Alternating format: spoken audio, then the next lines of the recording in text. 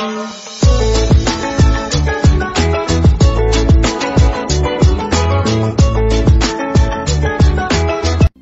The lord.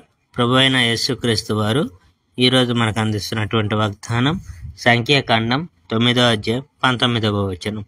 యెహోవా విధిని అనుసరించి ప్రయాణము చేయుచుండిరి, అయితే మీరు కూడా పస్కాను ఆచరించగలరు, కానీ నిర్ణీత సమయంలో కాదు. 2వ నెల 14వ రోజు సంధ్యవేళ మీరు పస్కాను ఆచరించాలి. ఆ సమయంలో మీరు గొర్రెపిల్లను, పూలేని రొట్టెలను, చేదు ఆకుకూరలను తినాలి.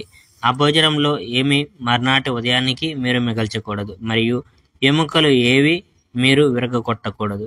మీరు పస్కా విందు భోజనం చేసేటప్పుడు నియమాలన్నిటినీ మీరు పాటించాలి. అయితే ఆచరించగల ప్రతి మనిషి పస్కా విందును నిర్ణీత సమయంలో తినాలి. అతడు పవిత్రుడై ప్రమాణంలో లేకుండా ఉండి పస్కాను ఆచరించకపోతే అతనికి క్షమాపణ లేదు.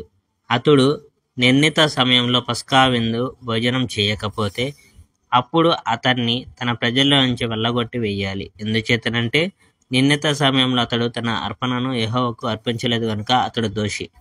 ఇశ్రాయేలీయులకు చెందని ఒకడు మీతో నివసిస్తుంటే అతడు మీతో కలిసి యెహోవా పస్కాలో పాలు పంచుకోవాలనుకోవచ్చు. ఇది అంగీకారమే, కానీ మీకు ఇవ్వబడిన నియమాలన్నిటినీ అతను పాటించాలి. మీకోసం ఉన్న నియమాలే మీరు ఇతరుల కోసం కూడా పెట్టాలి. Praise the Lord. May God bless our India.